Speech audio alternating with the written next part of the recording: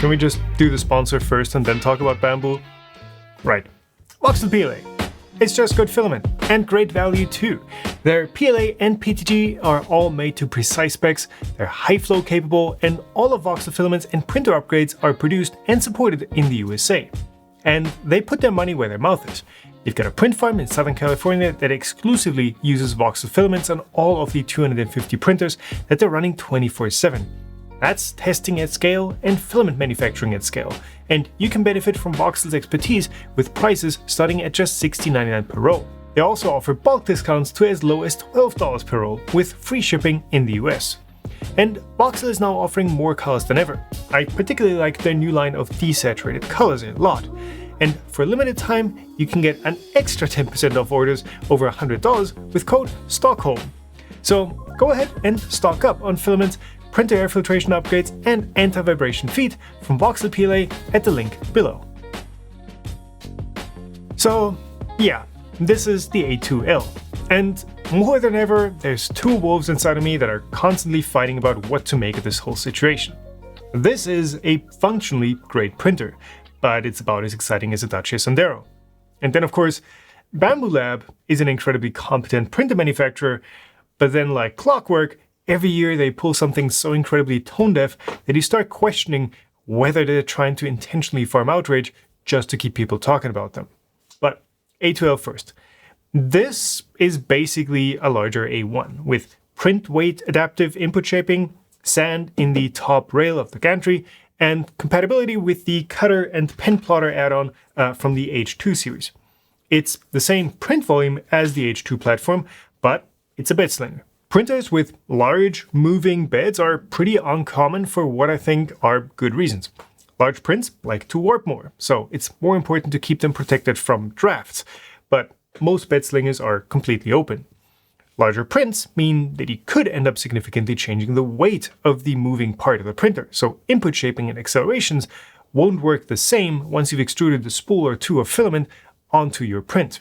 Also, the A2L can print pretty tall, and tall, slender prints, well, they're pretty easy to knock over, even just from the bed itself moving around, with the print on top. And if you want the bed to be flat at this size, it's going to get pretty massive pretty fast, which really isn't great for fast, precise moves. Bambu addresses one of these by using a new weight adaptive input shaping algorithm for the bed, and they filled the top gantry rail with sand or shot to dampen frame resonances. That sounds familiar for some reason. Huh. The adaptive input shaping, though, seems like it should be a feature that just needs to know how much filament the print has already used, which is literally just extruder steps, plus a little knowledge about how the extra weight changes the frequency response for the particular printer model.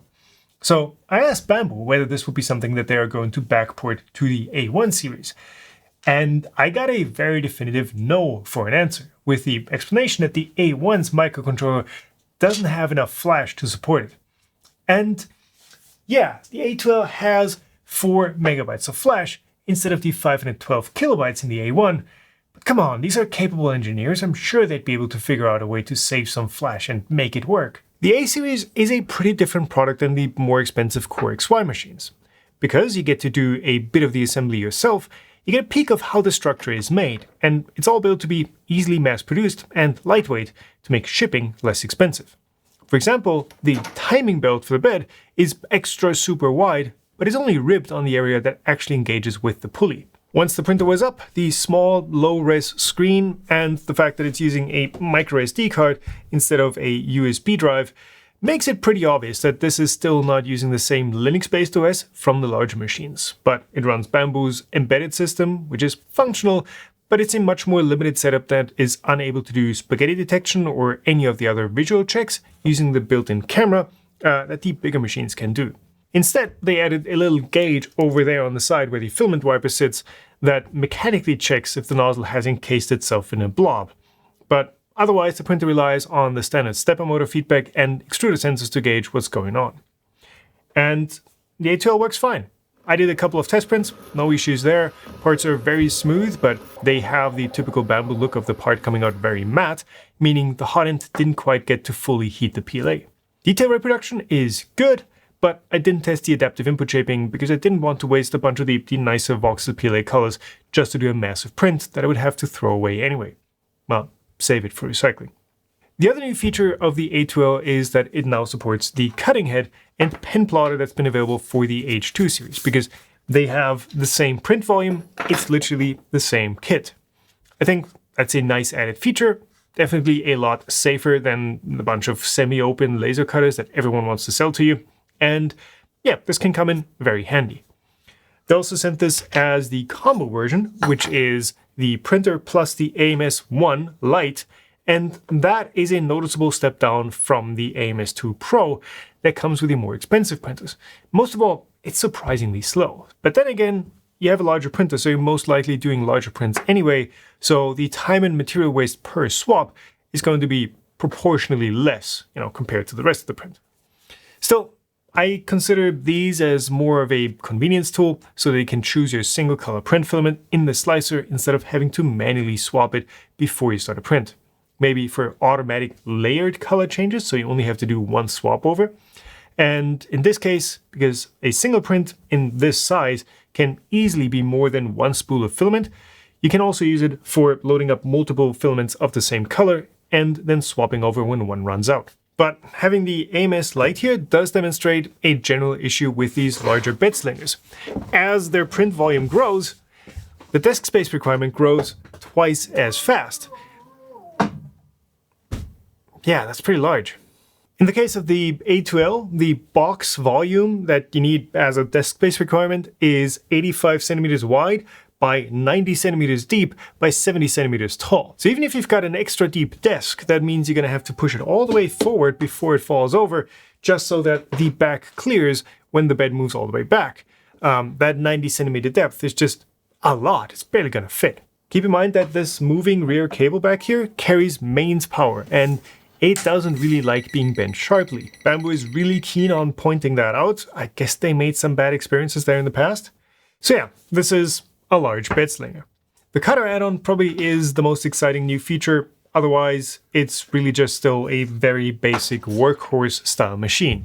We've had this type of printer for a while, probably a decade now. I'm still not a fan of the concept.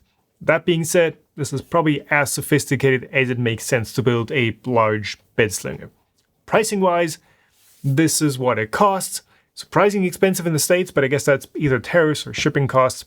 Shipping is shockingly expensive for large boxes like this because it takes up a lot of container space.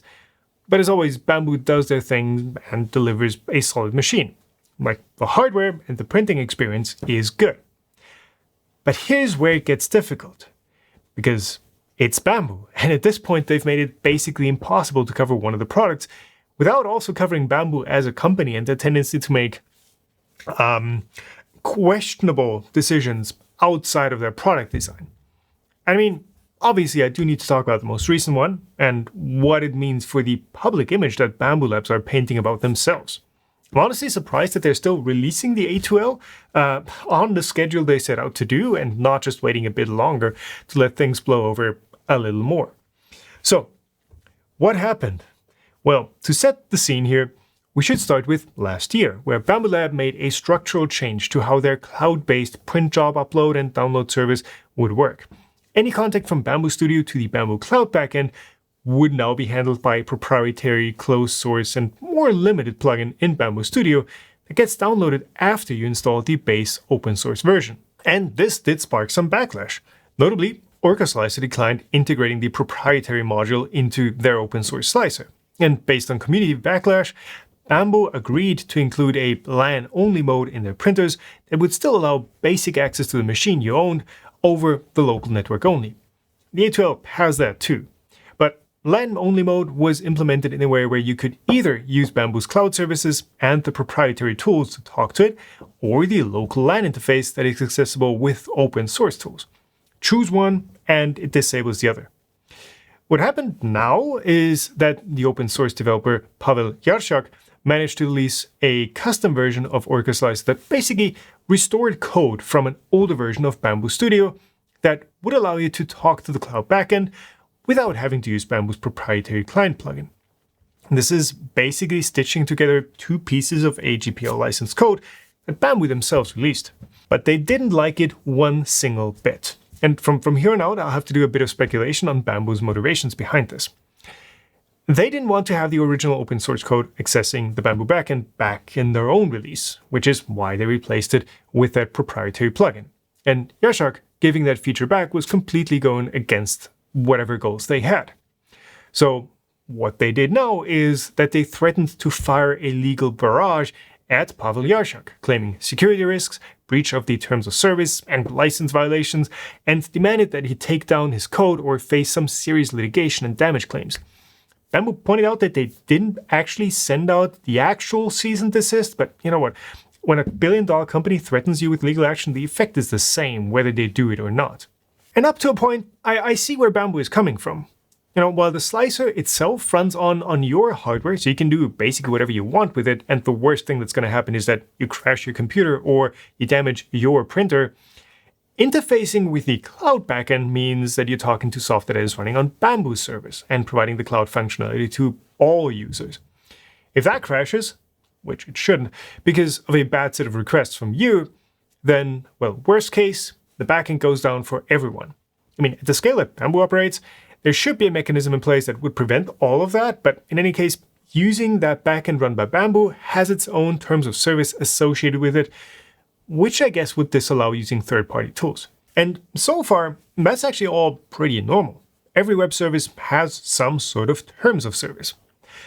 But it doesn't give Bambu the right to go after the developer of the tool itself, just because it can be used to access the backend outside of the terms of service without even being malicious, doesn't mean that creating the tool itself is already something that Bambu should and can punish. After all, it's based on open source code that was first published by Bambu themselves. You know, I can download Kali Linux or buy a Flipper Zero, and I can use either one for legitimate white hat tasks or for malicious purposes. But that choice is up to me, and it doesn't mean that the Flipper or Kali Linux are projects that are themselves hacking into third-party systems. It's the user who's doing that, who's using them to do that. In fact, you don't even need specialized tools to do a crime. All you need is a web browser or the built-in tools in Windows, Linux, or macOS, and you can get yourself into some serious trouble if you want. Bambu does have the right to go after people who are actually using their API outside of the agreed-upon terms of service, however far that goes. And while I would prefer the backend to be accessible to anyone with as little restrictions as possible, it sounds entirely reasonable to me that they want to enforce their terms. But of course, it's much easier for Bambu to go after one single developer instead of chasing down every single user and potential recurrent customer who actually access the backend in breach of their terms of service. It should be pretty obvious that I don't think Bambu are dumb or just clumsy with their public presentation. In fact, quite the opposite. I think they are a team of highly capable engineers, marketing staff, production experts, and a leadership level that have all persistently steered the company towards the position and the image they have today, being by far the most popular and arguably the most advanced brand of 3D printers that you can get your hands on. The term that has sort of crystallized for me for how Bambu Lab operates would be ruthless. And I've used that in the title of my last video about the X2D. They clearly know what they are capable of, and it looks like they're willing to make the decisions that benefit them the most. Of course, that does mean making a good product where nobody will actually buy it, but it also makes making sure that Bambu can stay the dominant force in the long run. With branding like the Bambu experience, it means that every step of your process is dependent on and controlled by some tool that Bambu Lab makes. You find and purchase your models on MakerWorld. You buy accessories like lights and electronics for your projects from Bambu Lab directly. You slice in Bambu Studio, upload through the Bambu Lab cloud, and finally print it on your Bambu Lab printer using Bambu Lab filaments. Not in this case. Of course, filament, project accessories, and commissions for sales on MakerWorld are already a continuous source of income for Bambu Lab. And to me, it's looking like the continued vertical integration of the entire 3D printing ecosystem into Bambu branded products is both a means to hide, or at least to make unattractive, any non-Bambu alternatives or competitors, and maybe in the future also to provide more options for a continued revenue stream after Bambu has already sold the printer to you.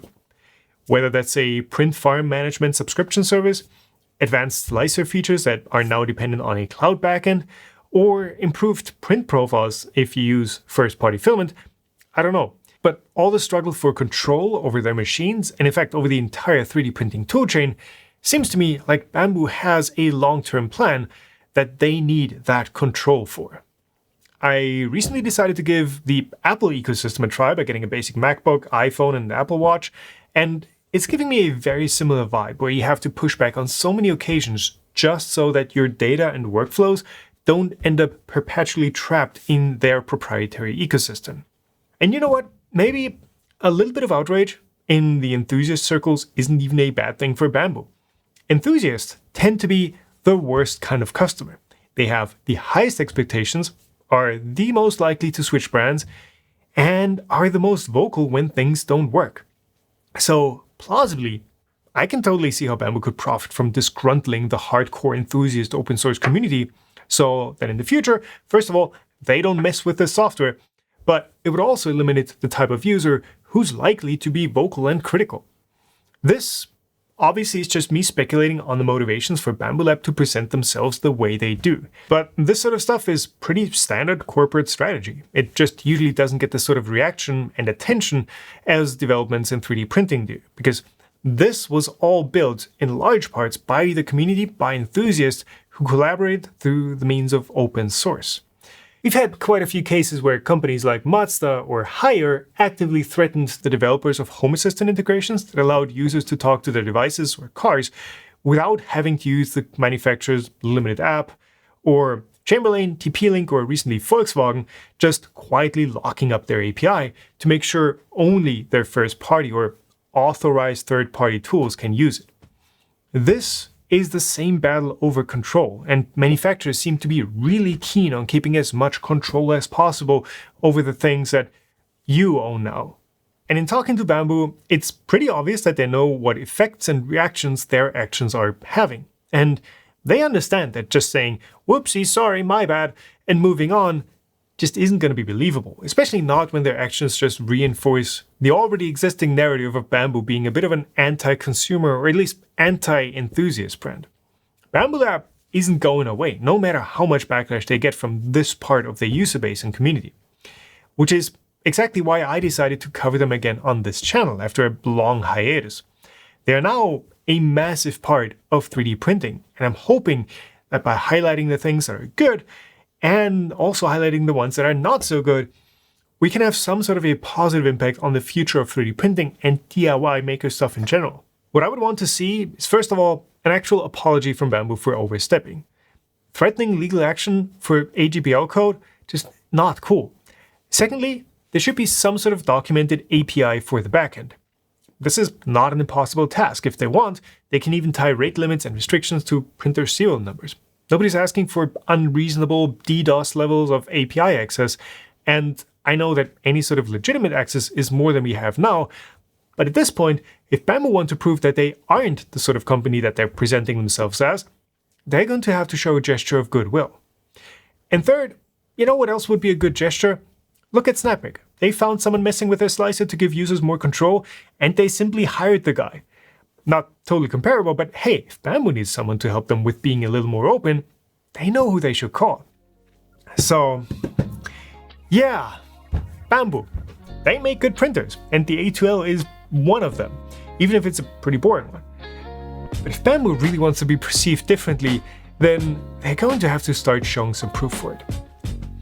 By the way, because it doesn't fit in anywhere else, I typically do get these review machines provided by the manufacturer, same with the A2L here as well, and almost always I get to keep them after reviews.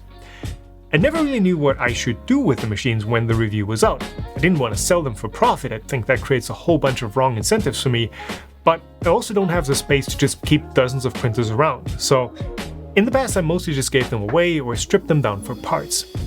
But since last year, I found a much better approach. I now sell them like everyone else, but all the money I make gets donated to our local animal shelter, the Quellenhof Passbrunn, which is a no-profit, no-kill shelter. Everyone wins. I have more space for activities, someone else gets a mint-condition 3D printer at a reasonable price, and the shelter gets a continuous stream of income as long as companies keep sending me printers to review. I think that's a pretty good solution. And with that, thank you all so much for watching. Links and all the stuff below. Keep on making, take care of yourselves, and I'll see you in the next one.